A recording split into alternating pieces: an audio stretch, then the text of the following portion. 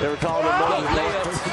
The White was calling him Moses. Tariq Evans is the layup king, I swear. He's got 21. How about how he finishes around the basket? He's strong. Yes. He's going to be a phenomenal player. Yep. Oh, steal. He could have got that. Morrow. Good defense. It was. And a foul. You got to let him go. That's our score. 12-19 in the second half. Let's go to Craig Sager.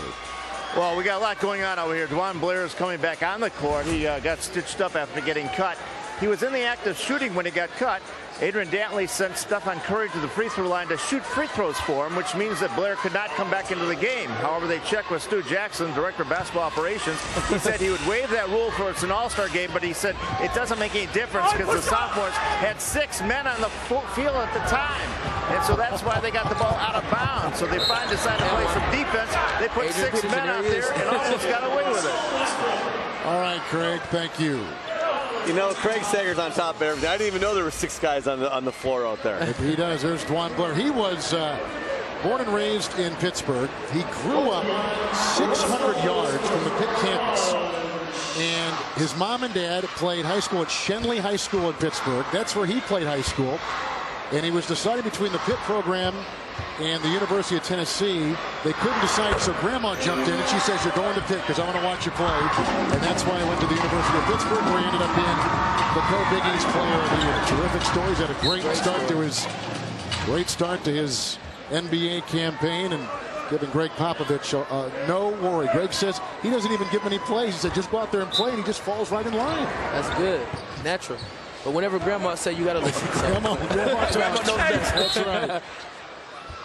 He one of his claims to fame for Blair is that they play pickup games in a section of Pittsburgh in the Kennard Park, and he went up against Terrell Pryor. You know Terrell Pryor is the quarterback at Ohio State, who was one of the top high school basketball players in the country.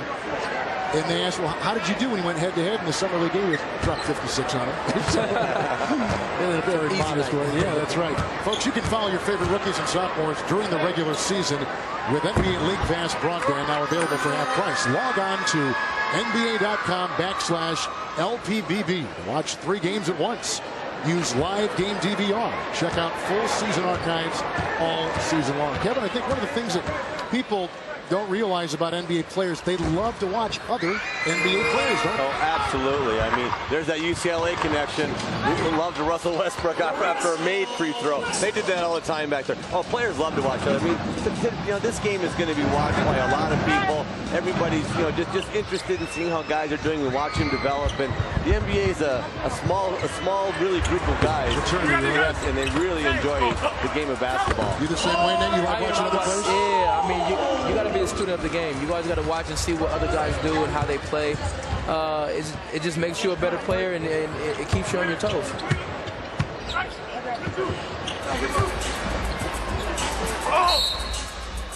And again, that's NBA.com/LPBB. These guys watch 3 games at once.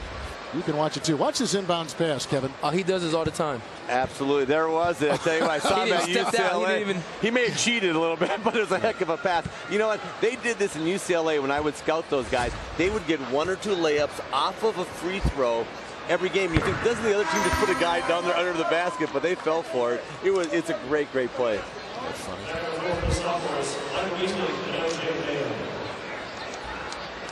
Kevin, what's this? Craig Sager just handed us the thing. Why don't you read that for us, Kevin? Popovich called not to check on Blair with his stitches, but to tell him not to shoot any more threes. Yeah, that first 3 he shot at the backboard, I thought it was a rock. Yeah, I tell you, that backboard got hurt on that one. I bet a nice win in Denver last night, huh? Great win. Yeah. Now's the time for San Antonio. All these teams are a little bit older to really come in as Beasley rises up, and Kevin Love normally gets that rebound. But come on, Johnny. He said he's going to get a dunk. Oh, Johnny was on 1 mil off the 2. Yeah, Johnny!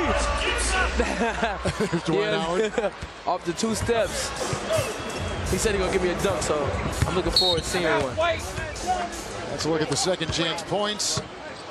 And we've got a break. Hey, listen, thank you for coming by. Appreciate it anytime. You're terrific. We'll have you on again, okay? Yeah, thank you. Appreciate it. And good luck tomorrow night. Thank you. Good luck tomorrow night, my friend. Thank you. 2-time slam dunk winner, Nate Robinson, one of the great guys in his NBA. Have some fun tomorrow night. I will, always. We got a timeout here in Dallas.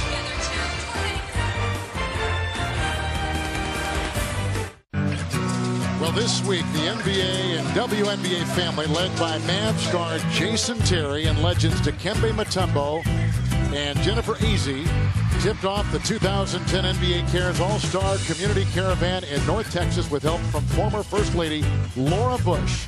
One of the highlights of the day was the dedication of the new Reading and Learning Center with support from HP, Hewlett-Packard, and the National Got Milk campaign at Arlington's Farrell Elementary School. Participants shared their favorite books with the youngsters and emphasized the importance of education. The NBA, where caring happens, and the NBA, where for a second consecutive year, Pau Gasol joins us in the Rookie Challenge. Welcome back. Thank you, guys. Thank you for having me. Great to see you, yeah.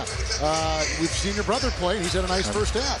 So far, so good. You know, he's just hustling and just playing a game and trying to get all the garbage that he can get from this crazy game.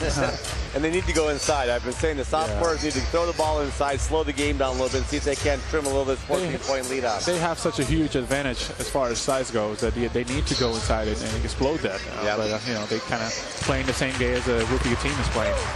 Here's Westbrook right by Curry.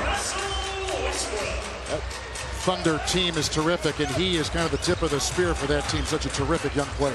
Yes, he is. Westbrook is a terrific player. He just gives him so much. You know, incredible speed, great athleticism. Goes to the boards too. Gets people involved, so does a little bit of everything. And here is Beasley. Comes in. Blair is back in. Against the wishes of his coach. Caspy the other way. Hey, Pau, everybody's interested in Jennings, you know, leaving and going over and playing in Europe and stuff. How hard can you tell the people, as you played over there, the difference it is when you're playing another great drive by Russell Westbrook. As hard as they practice in Europe, and the European pro ball is a little different than the NBA, isn't it? I think it is, absolutely. Different pace, different schedule for sure. The practice is also different. You get a chance to work out in the morning. Usually you work your fundamentals. You work your shooting, specific things, technical things, and then at night you do your teamwork and team practice. So you get a chance to work on all the things and then work with, you know, really good players. Yep.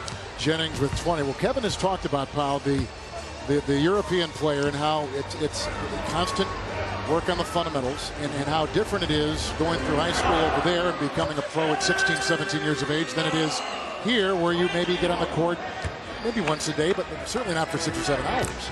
That's true. And I think one of the biggest difference here is the problem that most high school players got is that there's so much hype around them. And you know, they get to college and everything is about them. Back home, overseas, I think there's now not a lot of hype. You get a little bit of attention, but you still have long ways to go to prove yourself at the professional level. You know, whatever you do in your high school years, you know, nobody really follows it that much, but here is a huge thing. It's a huge deal. So, you know, I think that sometimes plays against them. Beasley now with 15, 30 for Westbrook. Every starter for the rookie team has gone to double figures, including the 21 of Evans and Jennings with 20. And there's Caspy, another European player.